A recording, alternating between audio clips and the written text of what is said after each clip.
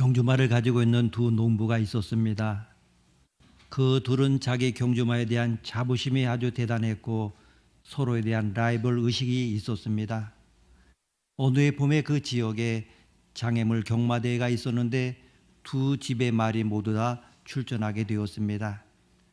그때 한 농부는 자기의 말을 탈 프로 기수를 고용했습니다. 그는 인류 기수를 고용하게 되면 저쪽 말을 확실하게 이길 것이라고 생각했습니다. 경주가 시작이 되었습니다. 마지막 장애물을 향하여 달려오는데 두 집의 말들이 선두를 달리고 있었습니다. 그런데 그 장애물이 너무나 어려워서 두 말이 다 넘어지면서 기수들도 말에서 떨어지고 말았습니다. 그러나 프로 기수는 달랐습니다. 그는 재빨리 말에 올라타더니 경주를 승리로 마쳤습니다. 경주를 이기고 의기양양에 들어오는 기수가 보니까 자기를 고용한 농부가 화가 잔뜩 나 있는 것을 보게 되었습니다. 그 기수는 말합니다. 왜 그러십니까? 제가 이겼잖아요. 그러자 농부가 말했습니다. 이겼지. 자네가 이기긴 했는데 바보같이 다른 말을 타고 이겼단 말이야. 사도행전 19장에 보게 되면 사도 바울이 에베소에 갔을 때 틀린 말을 타고 있는 12명의 제자들을 만났습니다.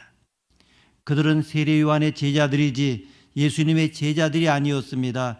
그들은 세례 요한의 세례를 받았지 예수님의 세례, 성령의 세례를 받지 못한 사람들이었습니다. 그런 의미에서 그들은 그리스도인들이 아니었습니다.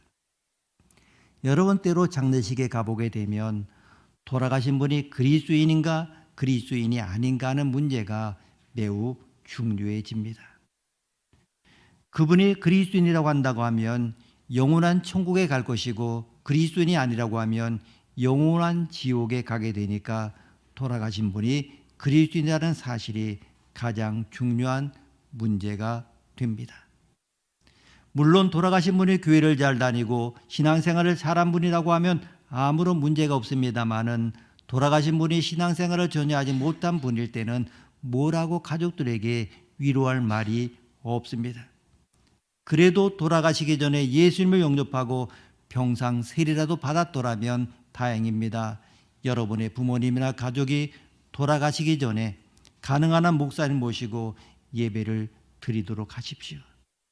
여러분이 그분의 구원을 위하여 기도하고 있다고 한다면 마지막에는 거의 대부분 마음이 열리고 주님을 영접하게 될 것입니다. 그런데 믿지 않는 분들 가운데 마음이 착한 사람이면 천국에 갈 줄로 알고 있습니다. 아니면 죽기 전에 사람들에게 자기가 잘못한 것에 대해서 용서를 구했으면 천국에 갈 줄로 압니다. 그러나 그리스도인이 되려면 그 정도로는 안 됩니다. 그리스도인이 된다고 하는 것은 자기의 죄를 청산하고 그리스도께 완전히 돌아서야 합니다. 사도 바울이 에베소에 가서 만난 사람들은 세례 요한의 세례만 받았고 예수 그리스도의 세례를 받지 않았습니다. 세례 요한의 세례와 예수 그리스도의 세례는 큰 차이가 있습니다. 세례 요한의 세례는 회개의 세례였습니다. 이때 사람들은 자기가 잘못한 것을 깨닫고 이제는 다른 삶을 살기를 원합니다. 그러나 그것만 가지고는 그리스도인이 될 수가 없습니다. 그들이 살아온 인생에 대해 후회하면서 도덕적으로 바르게 살기를 다짐합니다. 그것은 좋은 태도이긴 합니다마는 그것만 가지고는 부족합니다. 도덕적으로 바른 무신론자는 아직 그리스도인이 아닙니다. 우리가 그리스도인이 되려면 예수 그리스도에게로 돌아서고 주님으로부터 우리의 죄를 용서함 받고 주님을 우리의 주님으로 따르기로 결정을 해야 됩니다. 이것이 바로 예수 그리스도의 세례입니다. 예수님 말씀하셨습니다. 요한복음 5장 24절 말씀입니다. 내가 진실로 진실로 너에게 이르노니 내 말을 듣고 또 나 보내신 이를 믿는 자는 영생을 얻었고 심판에 이르지 아니하나니 사망에서 생명으로 옮겼느니라. 아멘. 사도 요한 당시에 또는 예수님 당시에 누구 말을 듣고 믿는다고 하는 것은 단순히 그 사람의 말에 동의하는 그 정도가 아니라 그 사람의 가르침을 따른다고 하는 뜻이었습니다. 소크라테스를 믿는다고 하는 말은 내 삶에서 그의 가르침을 따른다는 뜻이었습니다. 그러기 때문에 그리스도인이 된다는 것은 착한 일을 하는 사람이 되는 것만이 아니라 그리스도를 따르는 자가 되는 것이고, 그리스도인이 되면 착한 일과 변화된 삶이 따라오게 될 것입니다. 그런데 그리스도를 따르는 것은 또 다른 의미가 있습니다. 그것은 하나님께서 성령으로 우리 안에 거하시게 되는 것입니다. 그러니까 그리스도인이 될 때 성령님을 모셔드리게 됩니다. 이 사도행전 19장에 보게 되면 사도 바울이 에베소에 와서 만난 12명의 제자들에게 물었습니다. 너희가 믿을 때 성령을 받았느냐 하고 물으니까 아니요, 우리는 성령이 계시는 것도 듣지도 못했다라고 대답을 했습니다. 사도 바울은 묻습니다. 그러면 너희가 무슨 세례를 받았냐 이렇게 물으니까 우리는 요한의 세례를 받았다라고 이렇게 대답을 했습니다. 그때 사도 바울이 세례 요한이 회개 세례를 베풀 때 내 뒤에 오시는 이를 믿으라고 했는데, 그분이 예수님이라고 하면서 그들에게 예수님을 소개하고 주 예수의 이름으로 세례를 주며 안수할 때 그들에게 성령이 임하셔서 그들이 방언도 하고 예언도 하였다고 했습니다. 이것이 에베소에서 일어난 성령 강림 사건이었습니다. 여러분, 일반적으로는 성도가 구원의 복음을 듣고 예수 그리스도를 구주로 믿고 자신의 죄를 고백할 때에 성령께서 그 성도의 심령에 내주하게 됩니다. 그러다가 그 성도가 성령의 충만함을 위하여 간절히 간구할 때에 하나님께서 그에게 성령 충만의 은혜와 은사를 주십니다. 그런데 에베소 성도들은 회심과 성령 충만의 사건이 동시적으로 일어났습니다. 그들이 주님을 모셔드린 세례를 받을 때 방언을 하고 예언을 하는 은사적인 성령 체험까지 하게 되었습니다. 그것은 우상의 도시인 에베소의 불신자들과 마음을 닫고 있는 유대인들을 위하여 그런 은사가 필요했기 때문일 것입니다. 사실 이 에베소에는 사도 바울의 전도 사역에 의하여 놀란 성령의 은사가 나타났습니다. 사도 바울은 에베소에 3년을 사역했는데 에베소 전도 사역은 사도 바울의 제3차 선교 여행에서 가장 큰 비중을 차지하고 있습니다. 이때는 주 54년경인데 그로부터 약 4년 후에 주 58년경에 사도 바울이 예루살렘에 올라갔다가 체포되어서 괴수의 몸으로 로마로 호송이 됩니다. 그때 로마 감옥에서 사도 바울은 에베소 교회 성도들에게 편지하면서 그들이 신앙 안에 들어오게 된 과정을 에베소 1장 13절 14절에 이렇게 말씀하고 있습니다. 그 안에서 너희도 진리의 말씀 곧 너희의 구원의 복음을 듣고 그 안에서 또한 믿어 약속의 성령으로 인치심을 받았으니 이는 우리 기업의 보증이 되사 그 얻으신 것을 속량하시고 그의 영광을 찬송하게 하려 하심이라. 아멘. 이 말씀에 보게 되면 그들이 회심할 때 세 가지 단계로 회심하였음을 말씀하고 있습니다. 먼저 그들은 사도 바울이 전하는 진리의 말씀 곧 구원의 복음을 들었습니다. 이 19장 10절에 보게 되면 두 해 동안 이같이 하니 아시아에 사는 자는 유대인이나 헬라인이나 다 주의 말씀을 들었다라고 이렇게 말씀합니다.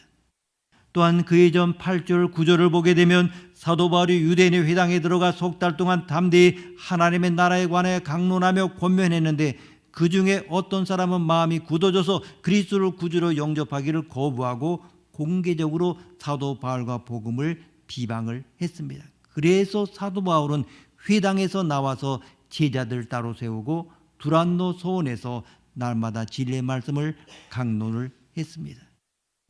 이때 사도 바울과 함께 있었던 제자들은 누굽니까? 22절 함께 읽습니다. 22절입니다. 자기를 돕는 사람 중에서 디모데와 에라스도 두 사람을 마게도냐로 보내고 자기는 아시아에 얼마 동안 더 있으니라. 아멘. 디모데와 에라스도가 있었고 12명의 제자들이 있었고 아굴라 브리스길라가 있었습니다. 그들은 사도들과 함께 2년간 날마다 열심히 에베소 사람들을 가르쳤습니다. 2년간 매일매일 하나님의 말씀을 가르치는 그들의 사역을 통하여 이것은 에베소 사람들뿐만 아니라 아시아에 사는 유대인들과 헬라인들이 다 주의 말씀을 듣게 되었습니다. 그 결과 수많은 에베소 사람들이 사도 바울이 전하는 구원의 복음을 믿게 되었습니다. 여러분, 그런데 이 에베소는 어떤 도시였습니까?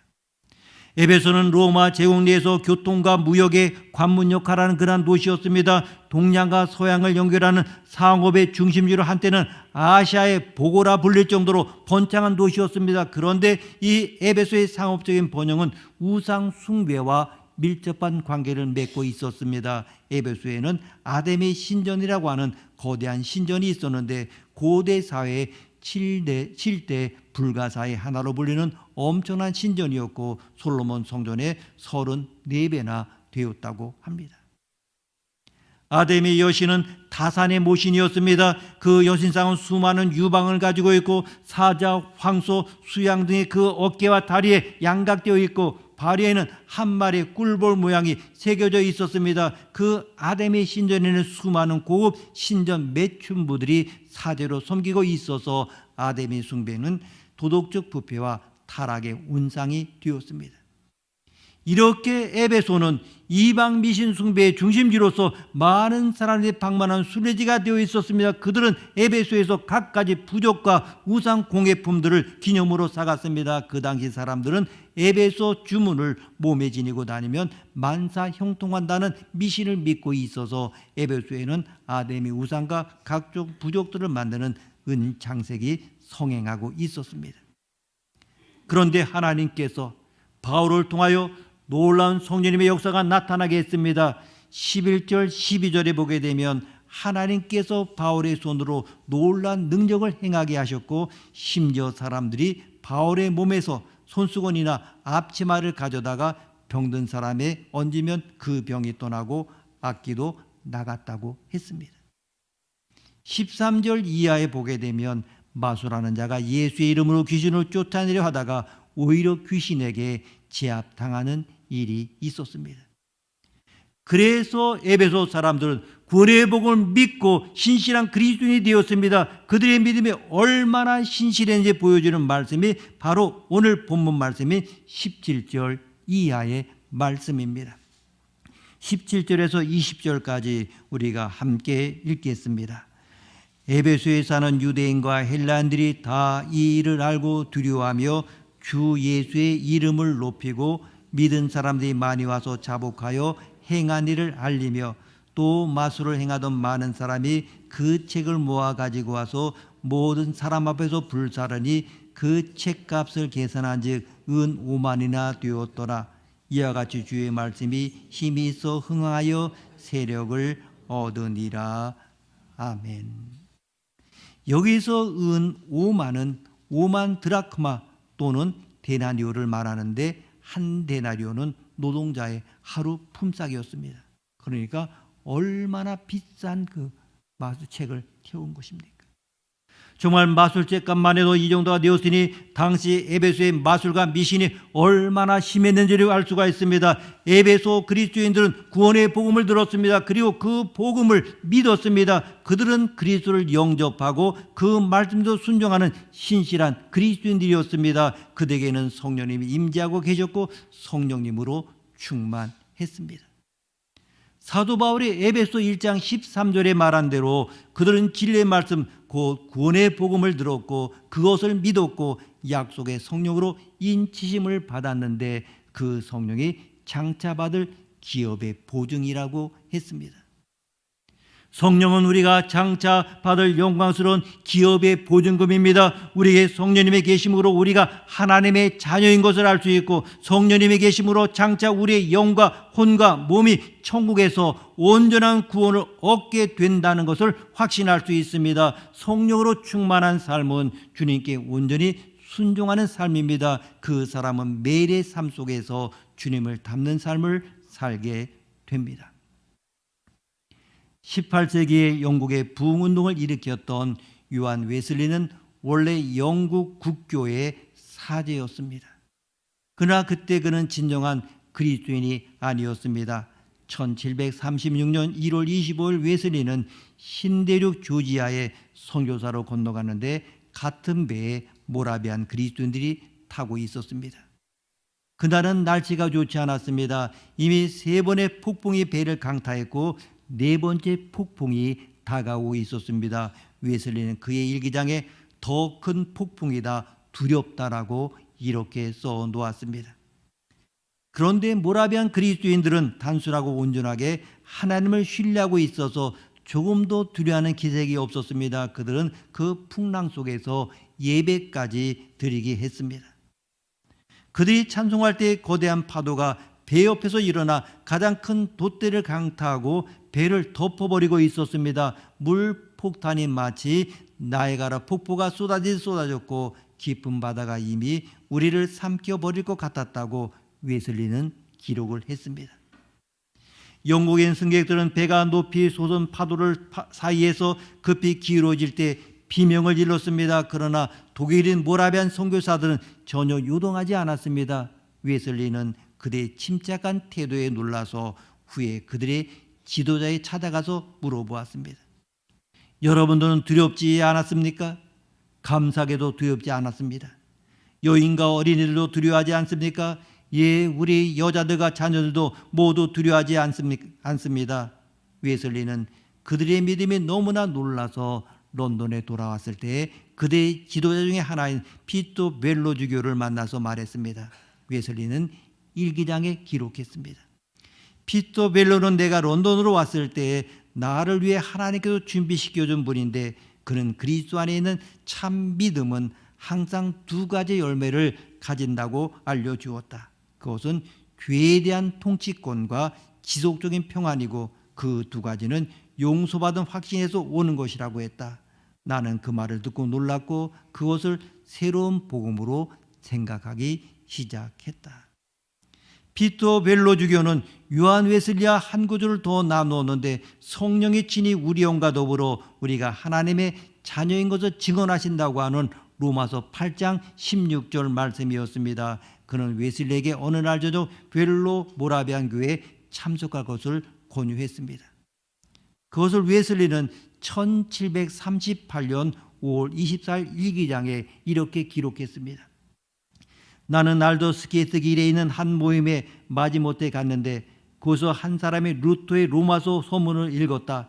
그 시간은 8시 45분경이었다. 그 사람이 그리스도에 대한 믿음을 가진 사람에게 하나님이 일으키시는 변화에 대하여 말할 때에 이상하게 내 마음이 뜨거워지는 것을 느꼈다. 나는 그리스도를 신뢰하고 있다고 느꼈다. 구원을 위해서 오직 그리스도만을 신뢰한다는 확신이 나에게 주어졌다. 주님이 내 죄를 없이 하시고 나를 죄와 사망의 법에서 구원해 주셨음을 확신할 수 있었다. 요한 웨슬리는 감리교회를 세웠고 유명한 전도자요 사회교역가가 되었습니다. 그러나 그 자신이 그리스도인의 사람이 된 것은 성령님이 그들의 삶 속에 계시기 때문에 그들이 하나님의 자녀가 되었다는 걸 알았던 한 작은 무리에 의해서였습니다. 사도 바울은 우상의 도시에 에베소에 갔습니다. 고린도전서 16장 8절 9절에 보면 이때 사도 바울이 어떤 마음으로 에베소에 갔는지를 볼 수가 있습니다. 내가 오순절까지 에베소에 머물려 함은 내게 광대하고 유효한 문이 열렸으나 대적하는 자가 많음이라고 했습니다. 사도 바울이 에베소에서 하나님께서 그에게 놀라운 기회를 주신 걸 보았습니다. 비록 죄악의 도시, 영적으로 어두운 도시였지만은 그곳이 오히려 하나님이 주시는 기회의 땅이라고 생각을 했습니다.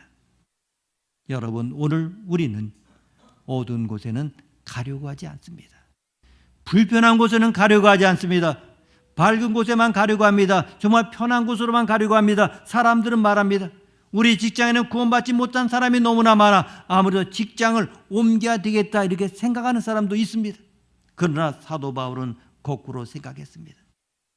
하나님이 우리를 어두운 장소로 보내신 것은 우리가 그들에게 빛이 되라고 보내시는 것입니다. 친구가 어두운 밤을 밝히는 것, 정말 그 친구 따라갑니다. 그러나 이 정구가 어두운 밤을 밝히는 것은 무엇입니까? 어두운 것을 밝히는 건데 만약에 이 종구가 어두운 밤에 빛을 내지 못한다고 하면 이 종구가 왜 필요하겠습니까? 우리 그리스도인들이 어두운 세상에서 복음의 빛을 비추기를 거부한다면 우리가 왜 필요하겠습니까? 사도 바울이 오순절이 될 때까지 에베소에 머물기를 원했습니다. 왜냐하면 그때는 아데미 게임이 열릴 때여서 로마 제국 전역에서 많은 사람이 에베소에 오게 될 것이라는 것을 알았기 때문입니다. 사도 바울은 그것을 복음의 기회라고 보았습니다. 사도 바울의 용기 있게 에베소에 들어갔을 때 하나님은 그를 통하여 놀라운 일들이 일어나게 했습니다. 우리도 마찬가지입니다. 죄악의 도시, 영적으로 어두운 곳이라도 주님을 위해 나아갈 때 하나님은 오늘에도 하나님은 놀라운 일들을 허락하실 것입니다. 1881년에 영국의 찰스 수투스라고 하는 사람이 있었습니다. 그는 크리켓을 아주 잘했고 아마 당대 영국에서 제일 크리켓을 잘하는 사람이었습니다. 그가 대학생일 때 그는 크리스천이 되었고 그는 크리켓 경기를 하는 외에는 아주 단순한 삶을 살았습니다. 그러다가 그의 형이 병에 걸려 세상을 떠났을 때 그는 인생의 삶과 죽음에 대해 생각하고 영혼에 대하여 깊이 생각해 보았습니다. 그때 그는 이런 글을 썼습니다. 사람이 영혼을 만나게 될 때 명성이나 아첨의 말이 무슨 가치가 있는가? 그는 6년 전에 그가 회심한 이후에 그는 불행한 정말 후회 상태에 있었음을 인정을 했습니다. 그 경험을 통하여 나는 크리켓이 영원히 지속되지 않을 것이라고 알고 있고 명예도 지속되지 않을 것이고 이 세상에 있는 것은 무엇이나 지속되지 않는다는 걸 알고 있다. 그러나 오는 세상을 위하여 사는 것만이 가치 있는 것이라 이렇게 적었습니다. 찰스 수투드는 그의 경력의 최상의 상태에서 크리켓을 그만두었습니다. 그는 선교사로 중국에 가서 10년간 사역했습니다. 그리고 그는 복음을 전해지지 않은 곳에 가기를 원했는데 그는 인도로 갔다가 아프리카로 갔다가 수단으로 갔습니다. 그는 이렇게 말했습니다. 나는 기도한다. 내가 죽을 때 모든 지옥에 있는 자들이 일어나 내가 더 이상 영적인 싸움을 싸우지 않게 되어서 기뻐하게 되기를 원한다고 했습니다. 사도 바울은 에베소의 기회가 열리는 것을 보았습니다. 그러나 동시에 사도 바울은 상당한 반대도 있을 것을 알았습니다. 복음의 문이 열릴 만큼 대적하는 자도 많아질 것입니다. 오늘 23절 이하에 보게 되면 데메드리오라는 은장색에 일으킨 소요에 대해서 말하고 있습니다. 이 데메드리오는 은장색 조합의 우두머리였을 것입니다. 그는 은으로 아담의 신상 모형을 만들어서 직공들에게 적지 않은 벌이를 하게 했는데 직공들과 동업자를 모아서 말합니다. 25절에서 27절 말씀 우리가 함께 읽겠습니다. 25절에서 27절입니다. 그가 그 직공들과 그러한 영업하는 자들을 모아 이르되 여러분도 알거니와 우리의 풍족한 생활이 이 생업에 있는데 이 바울의 에베소뿐 아니라 거의 전 아시아를 통하여 수많은 사람을 권유하여 말하되 사람의 손으로 만든 것들은 신이 아니라 하니 이는 그대들도 보고 들은 것이라. 우리의 영업이 천하해질 위험이 있을 뿐 아니라 큰 여신 아데미의 신전도 무시당하게 되고 온 아시아와 천하가 위하는 그의 위엄도 떨어질까 하더라. 아멘. 그 말과 함께 그들은 큰 소동을 일으키고 바울과 같이 다니는 마게도냐 사람 가이오와 아리스타고를 붙잡아서 영국장으로 달려가서 그들을 해치려 했습니다마는 서기장에 그들을 진정시켜서 해산시켰다고 했습니다. 이 데메드리오는 자기에 대해 종교를 걱정하는 것처럼 말했습니다마는 그보다는 자기들의 수입을 잃지 않으려고 했습니다. 거대한 아데미 신전 앞에 있는 작은 두라노 소원이었지만은 사도 바울이 계속해서 전도하고 가르칠 때 그들 은장색들은 파산할 지경에 이르게 되었습니다. 한 아버지가 딸의 전 애인이었던 청년에게 편지를 보냈습니다. 사랑하는 토니에게 내가 자네와 우리 딸의 약혼을 파혼시킨 후에 나는 잠을 이룰 수가 없었네. 부디 나를 용서하고 잊어주기 바라네. 내가 자네 모크 스타일 머리와 문신과 코에 뚫은 구멍에 너무 예민했던 것 같네. 나는 이제 오토바이가 그렇게 위험하지는 않다고 생각하고 자네가 직업이 없다는 사실에 대해 너무 과민한 반응을 보이지 않아야 했다고 생각하고 있네. 나는 공원의 다리 밑에 사는 사람들 중에도 좋은 사람들이 많이 있다고 생각하네. 우리 딸은 18살밖에 안 되었고 하버드 대학에도 장학금 받고 갈 수 있을 텐데 우리 딸은 자네와 결혼하기를 원하고 있네. 생각해보니 사람이 책을 통해서만 인생을 배우는 것이 아니네. 나는 가끔 너무 구식이고 자네에 대해 내가 잘못했다는 것을 인정하네. 이제 내가 생각을 바꿨으니 이제 내 딸과 결혼해도 좋네. 자네의 미래 장인으로부터 주신 복권에 당첨된 것을 축하하네. 무엇이 이 아버지의 소신을 바꿨습니까? 수많은 세상 사람들처럼 돈 앞에서 무너졌습니다. 그는 돈이 엄청난 행운을 나눠 가질 수 있는 기회를 보고 자기 딸을 기꺼이 내어주려고 했습니다. 어떤 이가 말하기를 사람마다 가격이 있다고 했습니다. 모든 사람은 가격이 있습니다. 사람들에게 물었습니다. 내가 만일 당신에게 100억을 준다면 당신은 어떤 일을 할 수가 있겠습니까? 그 조사에 25%의 남자들이 100억을 위해서라면 아내와 아이들을 떠날 수 있다고 했습니다. 23%의 여자들은 100억을 준다면 일주일 동안 매춘부가 될 수 있다고 했습니다. 3%의 사람들이 대답했습니다.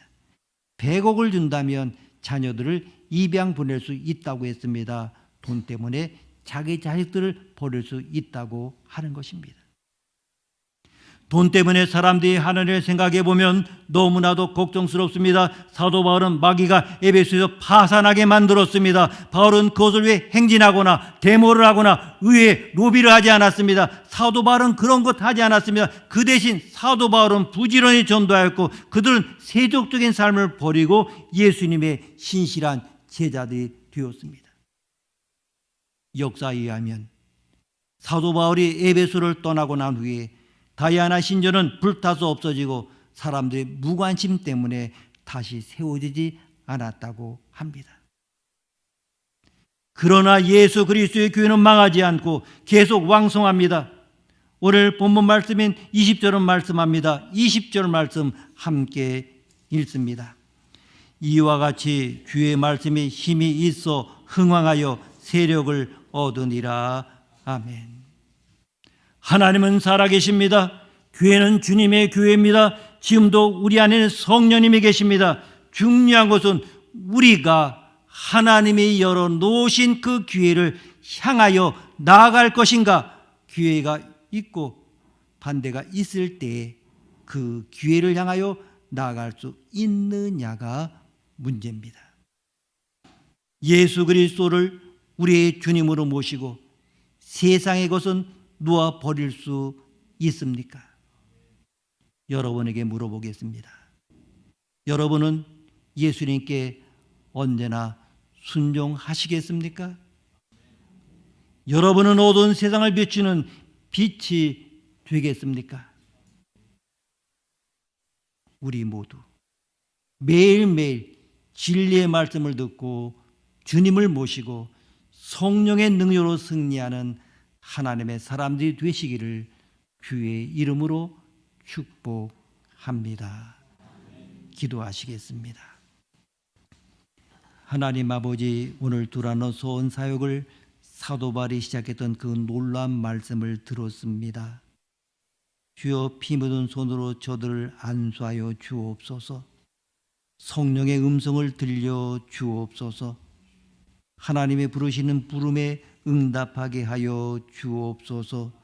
구별되게 하옵소서. 죄악에서 떠나게 하여 주옵소서. 헌신하게 하옵소서. 충성하게 하옵소서. 저희를 사용하여 주옵소서. 우리 모두 매일매일 진리의 말씀을 듣고 주님을 모시고 성령의 능력으로 승리하는 하나님의 사람들이 되게 하여 주옵소서. 존귀하신 예수님의 이름으로 기도드립니다. 아멘.